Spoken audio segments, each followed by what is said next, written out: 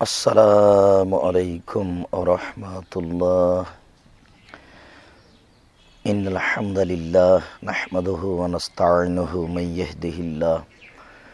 ইয়াহদিহিল্লাহু ফালা মুযিল্লা লাহু ওয়া মান ইউদ্লিল ফালা হাদিয়া লাহু ওয়া আশহাদু আল লা ইলাহা ইল্লাল্লাহু ওয়াহদাহু লা শারীকা লাহু ওয়া আশহাদু আন্না মুহাম্মাদান আবদুহু ওয়া রাসূলুহু।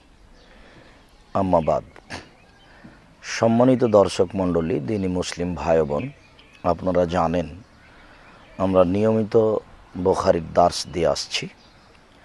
ধারাবাহিকভাবে আমাদের দার্সে বুখারীর কাজটি চলছে। আমরা দার্সে বুখারীর আলোচনা করছিলাম ঈমান সম্পর্কে।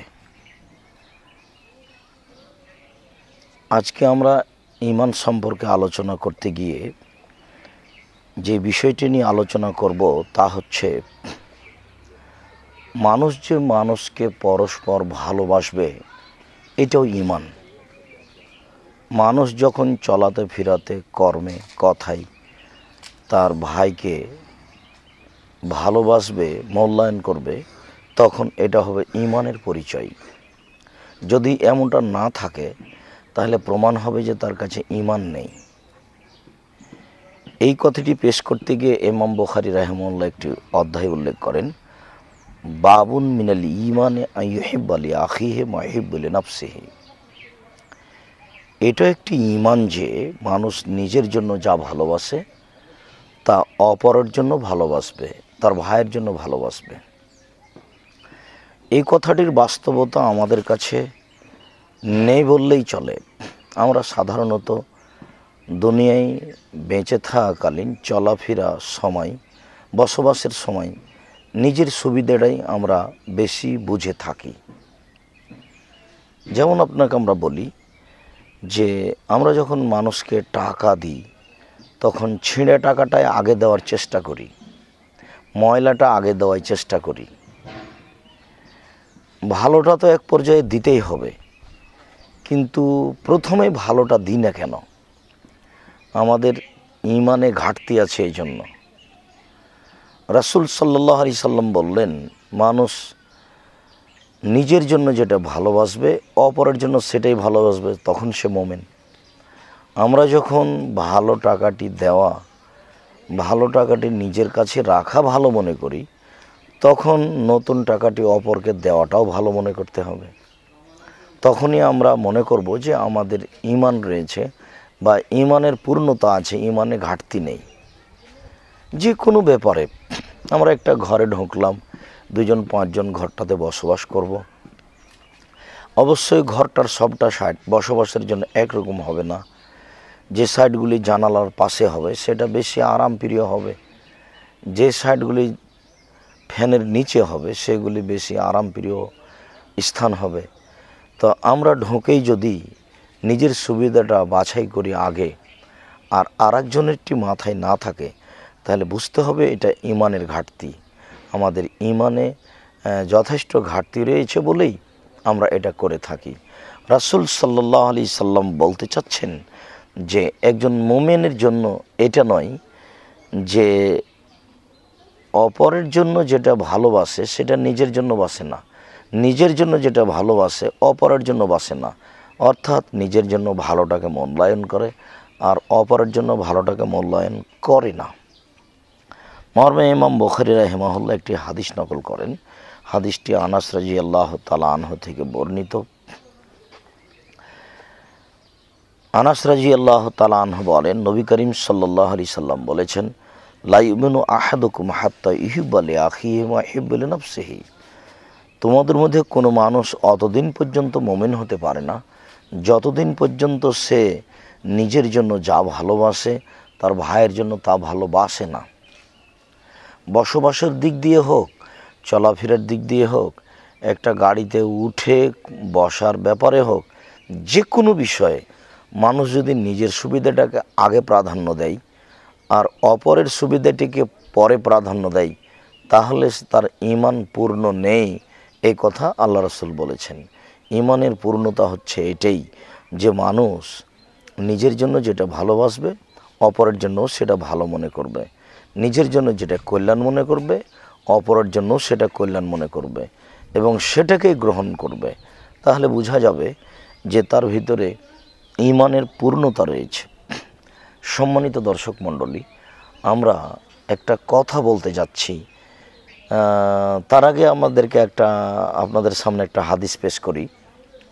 নাওয়াস ইবনে সামআন রাদিয়াল্লাহু তাআলা আনহু বলেন যে রাসূল সাল্লাল্লাহু আলাইহি সাল্লামকে আমি জিজ্ঞাসা করলাম, আল্লাহর নবী, মাল বিররু ওয়াল ইসমু, নেকি কি জিনিস, পাপ কি জিনিস? আল্লাহ রাসূল বলেন তো নেকি কাকে বলে, পাপ কাকে বলে, কিভাবে নেকি হয়, কিভাবে পাপ হয়? তখন রাসূল সাল্লাল্লাহু আলাইহি সাল্লাম উত্তরে বললেন, আল বিররু হুসনুল খুলুক, নেকি হচ্ছে ভালো আচরণ, ভালো আচরণই হচ্ছে নেকি। আর পাপ হচ্ছে যা অন্তরে ধাক্কা খায়, যা অন্তরে ধাক্কা মারে, এটা ঠিক নয়, সেটাই পাপ। আমাদের দেশের একটা বাস্তব গতি আপনার সামনে আমরা নকল করি। সম্মানিত দর্শক মণ্ডলী, আপনারা খেয়াল করুন যে আমাদের রাস্তাঘাটে একটা গাড়ি খুব জোরে যাচ্ছে, তো আরেকটা গাড়ি পাশ দিয়ে ওভারটেক করে চলে গেল। একটু যাওয়ার পরেই যে গাড়িটা ওভারটেক করে চলে গেল সে গাড়ির চাকা নষ্ট হয়ে গেল। তখন এই পিছনের গাড়িটা যখন তার পাশ দিয়ে যাচ্ছে তখন বলছে ঠিক হয়েছে, উচিত হয়েছে। কেন বলছে ঠিক হয়েছে, উচিত হয়েছে? তাদের গাড়ির পাশ দিয়ে ওভারটেক করে চলে গেছে, এই জন্য তার ভিতরে একটা রাগ জন্মে গেছে, সেইটা এভাবে প্রকাশ করছে। আপনি বলুন তো, এইটা কি ঈমানের পরিচয় হলো? তারা তো এই দিকে বলবে, এইটা বলবে যে আহারে গাড়িটার চাকা নষ্ট হয়ে এতগুলি লোক আটকা পড়ে আছে, কার কত প্রয়োজন, সেগুলি বন্ধ হয়ে আছে সমস্যার মধ্যে, এদের কোনো উপকার করা যায় কি না, এই নিয়ে ব্যস্ত হবে। এই নিয়ে ব্যস্ত না হয়ে বলছে উচিত হয়েছে। পরের গাড়ির হেল্পার, ড্রাইভার, প্যাসেঞ্জার, কন্ডাক্টর সবাই বলে এই পর্যায়ে যে ঠিক হয়েছে, উচিত হয়েছে। উনি বিশ্বাস করুন, এটা ঈমানের পরিচয় নয়। আর এ দিয়ে মানুষ প্রমাণ করতে পারবে না যে আমি নিজের জন্য যেটা ভালোবাসি অপরের জন্য সেটা ভালোবাসি। সম্মানিত দর্শক মণ্ডলী, আপনারাই বলুন দেখি, এ অবস্থায় কি তারা বলবে যে আমি নিজের জন্য যেটা ভালোবাসি অপরের জন্য সেটা ভালোবাসি? না, তারা বলবে না বা তা করেও না।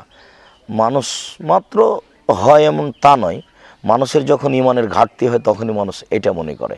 কেননা এ লোকটাই যদি সে গাড়িতে থাকতো আর গাড়ির যদি চাকা নষ্ট হয়ে যেত, তাহলে সেও তো বুঝতে পারতো যে আমি বিপদে পড়েছি।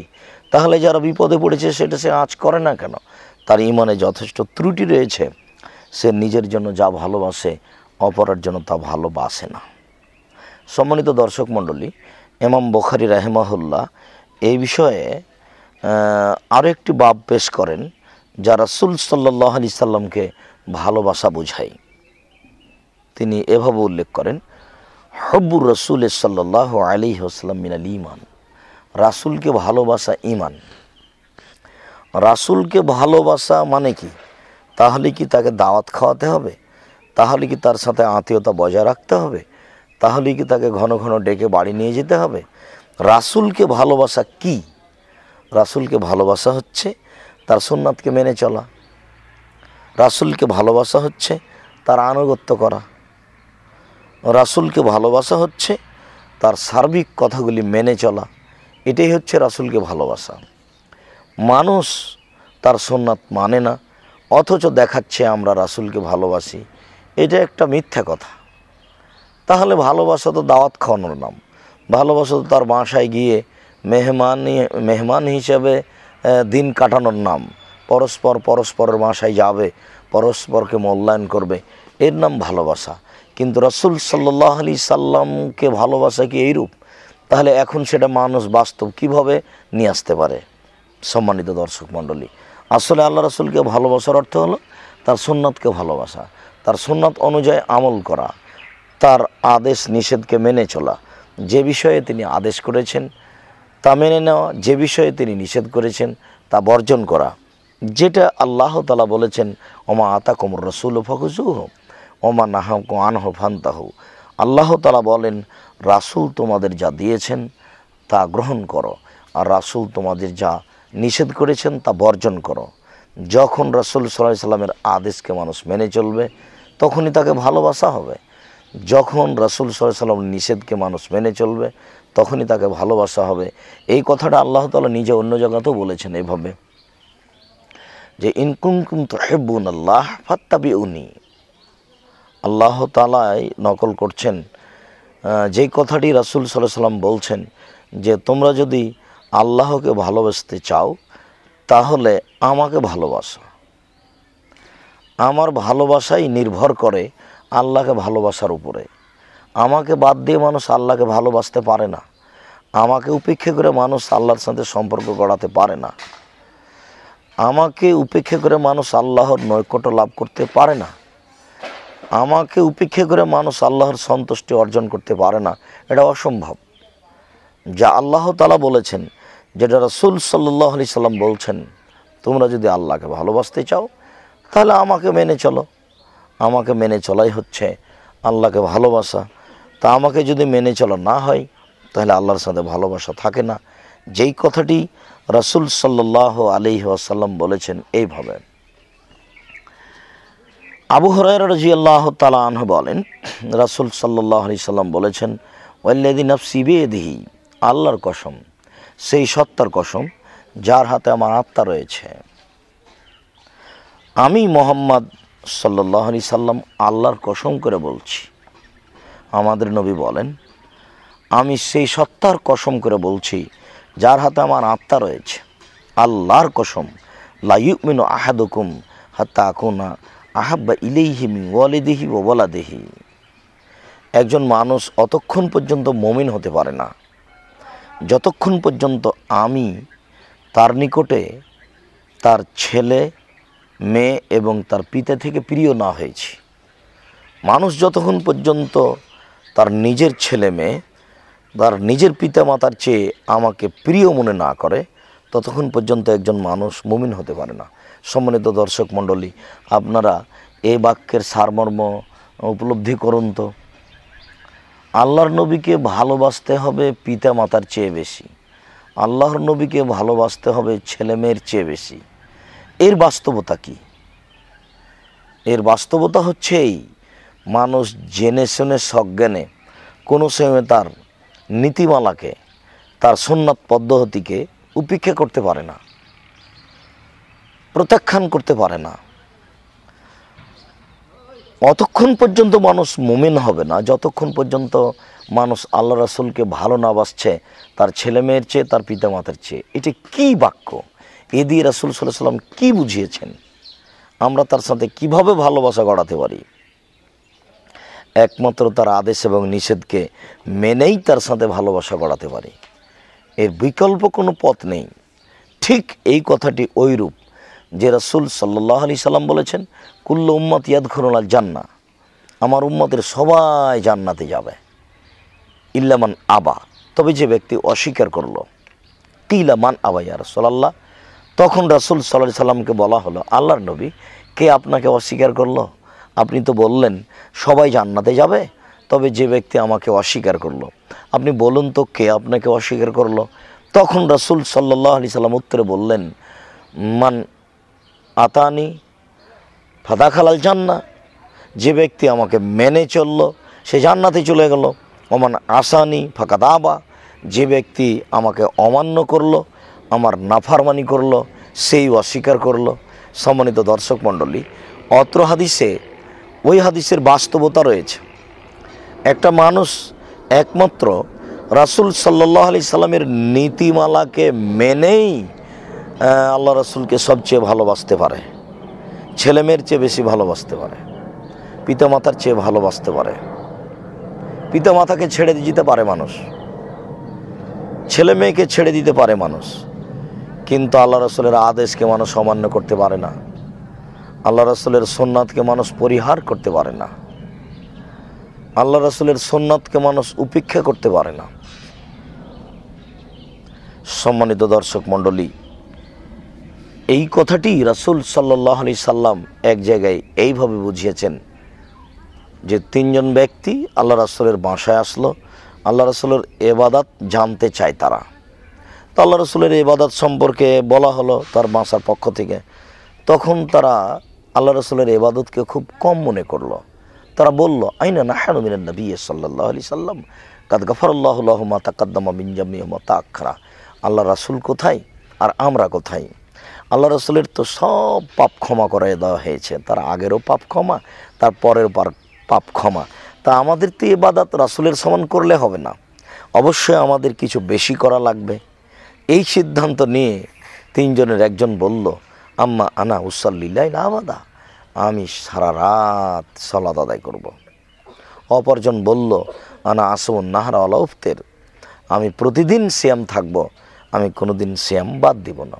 অপরজন বলল, আনা আতাজিলুন নিসা ফালা আতাজাওয়াজা, আমি বিবাহ করব না, আমি বিবাহ থেকে বিচ্ছিন্ন থাকব। বিবাহ করলে সাংসারিক ঝামেলা আসবে, অর্থের প্রয়োজন হবে, মেলা সমস্যা নেমে আসবে, অতএব আমি এই কাজটাই ত্যাগ করলাম। তিনজনের উদ্দেশ্য হচ্ছে বেশি ইবাদত করা, আল্লাহকে সন্তুষ্ট করা। ইতিমধ্যে রাসূল সাল্লাল্লাহু আলাইহি সাল্লাম ওখানে চলে আসলেন, এসে বললেন, শোনো আনতুম কুলতুম কাদা কাদা, তোমরা তিনজন এখনই এই মন্তব্য পোষণ করলে, মনে রেখো, ইন্নী লা আখশাকুমুলিল্লাহি ওয়া আতকাকুম লাহু, আমি তোমাদের সবার চেয়ে আল্লাহকে বেশি ভয় করি, আমি তোমাদের সবার চেয়ে পরহেজগার। সারা দিন প্রতিদিন সিয়াম থাকলে আমি থাকব, সারা রাত ইবাদত করলে আমি করব, বিবাহ থেকে বিচ্ছিন্ন থাকলে আমি থাকব। কেন? আমি হচ্ছি সবচেয়ে বড় পরহেজগার, আমি সবচেয়ে বেশি আল্লাহকে ভয় করি। তো যে ব্যক্তি সবচেয়ে আল্লাহকে বেশি ভয় করে সেই ইবাদত করবে বেশি, যে ব্যক্তি সবচেয়ে বড় পরহেজগার সেই বেশি ইবাদত করবে। শুনুন, মান রাগিবান সুন্নতি ফালাইসা মিন্নি, কোনো ব্যক্তি যদি আমার সুন্নতকে উপেক্ষা করে তাহলে সে আমার শরীয়তের অন্তর্ভুক্ত নয়। সম্মানিত দর্শক মণ্ডলী, রাসূল সাল্লাল্লাহু আলাইহি সাল্লাম এখানে জোরালোভাবে বললেন, আমার সুন্নতকে উপেক্ষা করে যে, সে আমার শরীয়তের অন্তর্ভুক্ত নয়, সে মুসলমানই নয়। তাহলে বোঝা গেল যে আসলে আল্লাহর রাসূলের আদেশকে মেনে চলাই হচ্ছে আল্লাহ রাসূলকে ভালোবাসা, আল্লাহ রাসূলের নিষেধকে মেনে চলাই হচ্ছে আল্লাহ রাসূলকে ভালোবাসা। আদেশ নিষেধকে যখন মানুষ যথাযথভাবে মেনে চলবে তখন মানুষ আল্লাহ রাসূলের ভালোবাসা পাবে, আল্লাহর সন্তুষ্টি পাবে, আর এটাই হবে ইত্তেবা, আর এটাই হবে ঈমান। সম্মানিত দর্শক মণ্ডলী, আমরা আপনাদেরকে আল্লাহ রাসূল সাল্লাল্লাহু আলাইহি সাল্লামকে ভালোবাসার বিষয়টি বোঝাচ্ছিলাম, সাথে সাথে বোঝাচ্ছিলাম যে আল্লাহ রাসূলকে ভালোবাসা একটি ঈমানি ব্যাপার। আল্লাহ রাসূলের সাথে কেউ যদি ভালোবাসা না রাখতে পারে তাহলে বুঝতে হবে তার ঈমান নেই। আল্লাহ রাসূলকে যদি কেউ যথাযথভাবে মূল্যায়ন করতে না পারে তাহলে বুঝতে হবে এটা তার ঈমানের ঘাটতি। তার ঈমানের ঘাটতির কারণেই রাসূলের সাথে তার ভালোবাসা কমে যাচ্ছে এবং তার আমলে ঘাটতি আসছে। বিষয়টি আমরা বুঝে আল্লাহ রাসূলের ভালোবাসা পেতে চাই আমলের মাধ্যমে। আদেশকে মান্য করব আর নিষেধকে পরিহার করব, তাহলে আমরা আল্লাহ রাসূলের ভালোবাসা অর্জন করব এবং রাসূলের ভালোবাসার মাধ্যমে আল্লাহ তাআলার সন্তুষ্টি অর্জন করব। আল্লাহ তুমি আমাদের এই তৌফিক দান করো। সম্মানিত দর্শক মণ্ডলী, আমরা এই অংশে এসে বলতে চাচ্ছি, আল্লাহ তুমি আমাদের ঈমান বৃদ্ধি করে দাও, আমরা যেন তোমার রাসূলের আনুগত্য করে আদেশকে মেনে নিষেধকে বর্জন করে তোমার সন্তুষ্টি অর্জন করতে পারি। সম্মানিত দর্শক মণ্ডলী, আপনারা জানেন দীর্ঘদিন থেকে আমাদের এই দার্সে বুখারী চলছে। আমরা এখানে আপনাদেরকে একটি কথা পেশ করে থাকি, সেটা হচ্ছে জামিয়া সালাফিয়া। জামিয়া সালাফিয়া সম্পর্কে আমরা দীর্ঘদিন থেকে আপনাদের সামনে এই কথাটি পেশ করে আসছি যে আপনাদের সকলকেই এই প্রতিষ্ঠানটি মূল্যায়ন করতে হবে। মূল্যায়ন করার ব্যাপারে আমি প্রথমে আপনাদের অনুরোধ করেছি, আপনারা একটু আল্লাহর কাছে দোয়া প্রার্থনা করবেন। আল্লাহ আব্দুর রাজ্জাক সাহেব যে পদক্ষেপ নিয়েছেন প্রতিষ্ঠানটি গড়ার ব্যাপারে, তুমি এটা কবুল করো, আল্লাহুম্মা আমিন। এটা যেন কিয়ামত পর্যন্ত বহাল থাকে। এখানে থেকে ছেলেরা যেন উন্নত মানের শিক্ষা অর্জন করে জাতির অন্যায়ের বিরুদ্ধে লড়তে পারে, মুখে কলমে মিডিয়াই। আল্লাহ তুমি এটা কবুল করো, আল্লাহুম্মা আমিন। আমি আপনাদের কাছে আরও দাবি রেখেছি, আপনারা আমাদেরকে পরামর্শ দিবেন, আপনাদের পরামর্শ মূল্যায়ন করা হবে। আমরা আপনাদের কাছে আরও দাবি রেখেছি, আপনারা সময় সাপেক্ষে ছেলে মেয়ে পাঠাবেন। আমরা আপনাদের ছেলে মেয়েকে উন্নত মানের শিক্ষা দেওয়ার ব্যাপারে অদাবদ্ধ। আমরা যে কোনো মূল্যে প্রাণপণে চেষ্টা চালিয়েছি, প্রাণপণে চেষ্টা চালিয়ে যাব ইনশাআল্লাহ। মর্মে আপনাদেরকে বলতে থাকি যে দেখুন, রাসূল সাল্লাল্লাহু আলাইহি সাল্লামের চলেনি অর্থ ছাড়া, মানুষের সহযোগিতা ছাড়া আমাদের চলবে, আমার চলবে, এ কথা আমরা বিশ্বাস করি না। মর্মে আমরা আপনাদেরকে দিনী ভাই বোন হিসাবে সার্বিকভাবে, বিশেষভাবে আর্থিকভাবে এই প্রতিষ্ঠানকে মূল্যায়ন করার জন্য আন্তরিকভাবে অনুরোধ করি।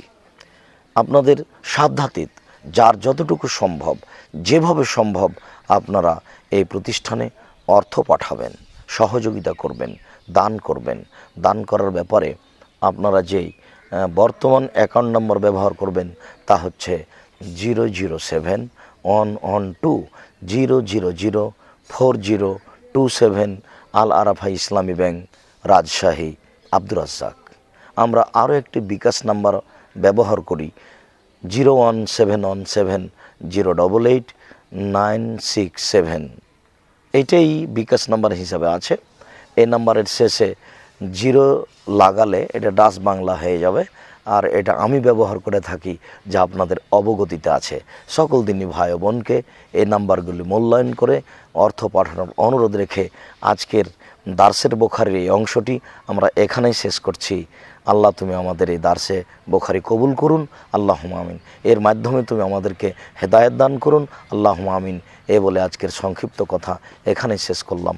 সুবহানাকা আল্লাহুম্মা ওয়া বিহামদিকা আশহাদু আল্লা ইলাহা ইল্লা আনতা আস্তাগফিরুকা ওয়া আতুবু ইলাইক।